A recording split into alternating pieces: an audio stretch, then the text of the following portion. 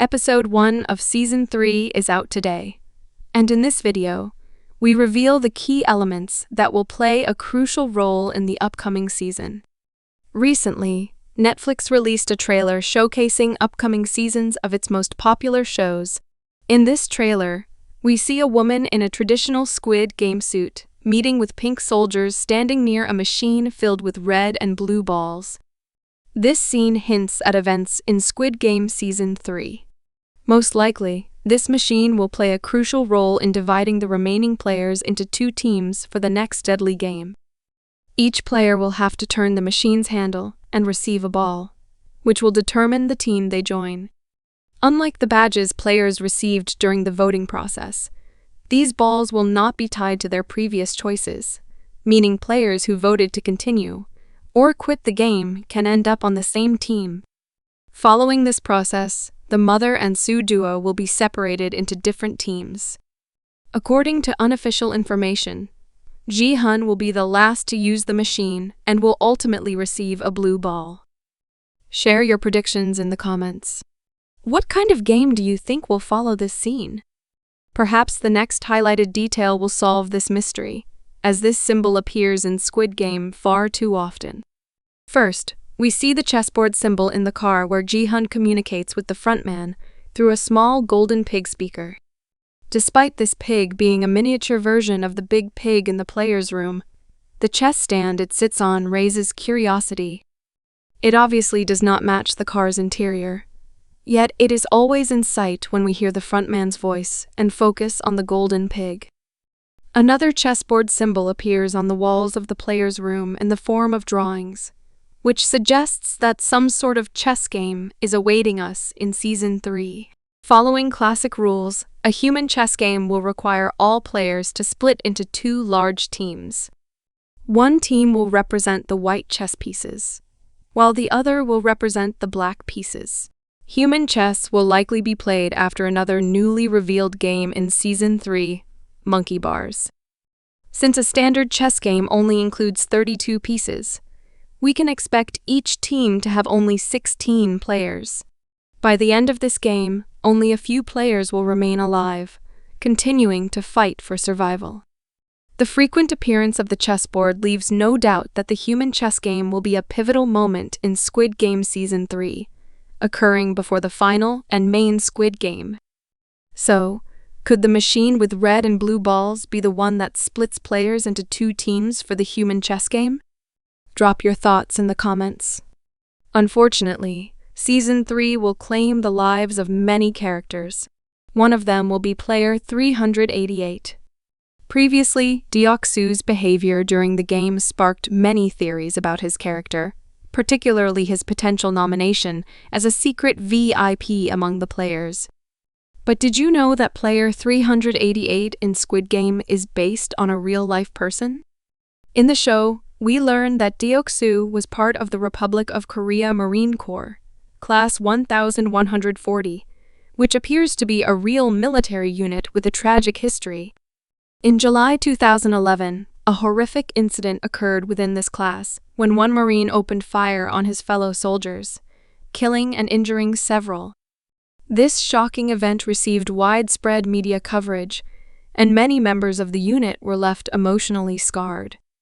In Squid Game, we find out that Deok-soo's father wanted him to become a Marine, but the reason he left the service and ended up in the deadly competition remains unclear. However, it's likely that surviving the shooting incident and other traumatic experiences in the military caused him to develop PTSD, post-traumatic stress disorder. This would explain his extreme fear of weapons and gunfire during the games, revealing deep emotional trauma from his past. Be sure to comment below what fate do you think awaits player 388 in Season 3? Now, let's move on to the player you most likely overlooked. After the first game, all players in the room naturally split into small teams, continuing to play together. This is how we got the team of Deok-soo and the players who stuck with him, the team of Gi-hun and his key allies, and even the team of the oldest player, 100, and those who supported him. However, the only player who has not joined any group yet remains at the center of the main plot player 333. While all other players relied on their teammates to survive the games, player 333 managed to stay alive without anyone's help. Consider this. Player 333 had real enemies in the game from day one, those who lost their money following his cryptocurrency advice.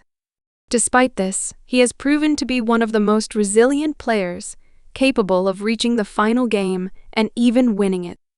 What are your thoughts? Will he make it to the end, or will he sacrifice himself for the woman who is about to give birth to his child? One way or another, during one of the meals, players received a fork in a sushi roll, which was a direct message from the frontman to start eliminating other players. In Korea, sushi is never eaten with a fork. People traditionally use their hands or wooden chopsticks.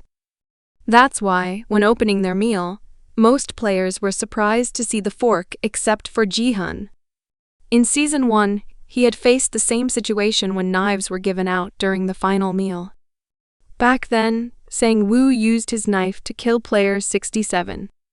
But in Season 2, while most of the positive players ignored the fork, one person took it with him, player 333. By the end of the season, this spare weapon helped him defend himself and eliminate player 230. Perhaps other players also decided to take the fork and might use it in the future. Comment below which players you think would do this. One thing we know for sure, Gi-hun would save the fork for his main enemy, the frontman.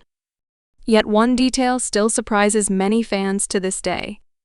Gi-hun could have known that player 1 was the frontman, and here are a few facts. At the end of Season 1, after Gi-hun won the game, the frontman was the one sitting with him in the car.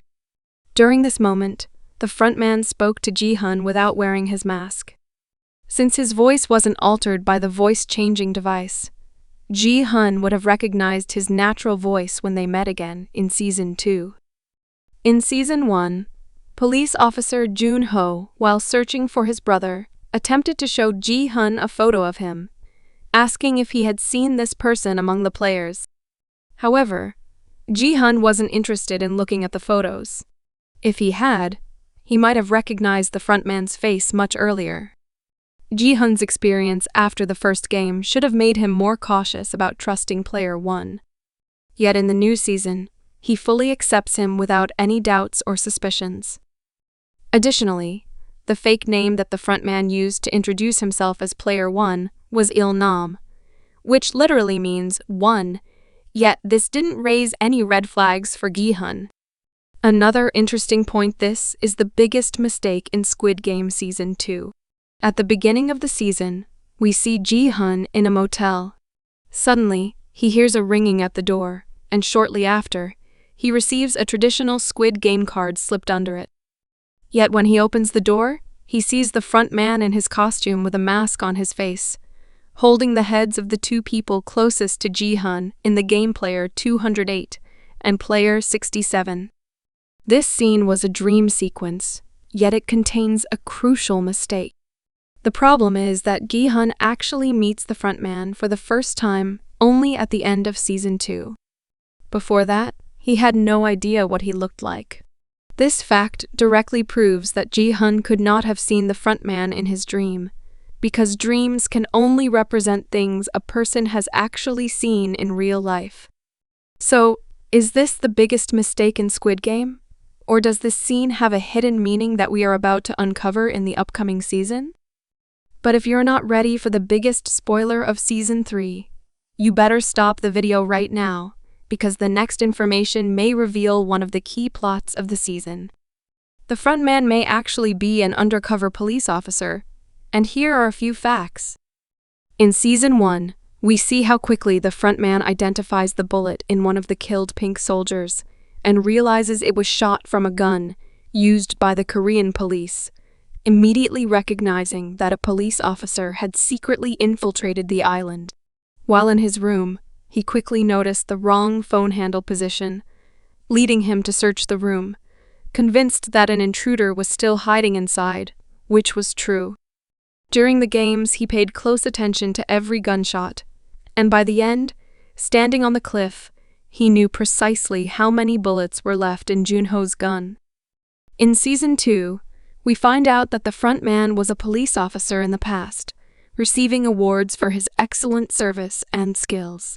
The reason for his mysterious disappearance, which forced Gi-hun to search for him, could be that he was given a special task by higher authorities to infiltrate the island and uncover the VIPs financing the deadly games. Will we finally discover his true purpose in Squid Game Season 3? You may notice that commenting is the #1 thing I ask you to do after revealing each new theory, and this is not accidental. There are so many theories and predictions about Squid Game Season 3 that only your comments can help piece everything together, avoiding the spread of false information. Be sure to share your thoughts on any of the highlighted details. Thank you for watching this video. As always, mention how many days are left until the premiere of Season 3 from the day you're watching this video, and be sure to check out other videos on the channel to stay fully informed about what awaits you in Season 3.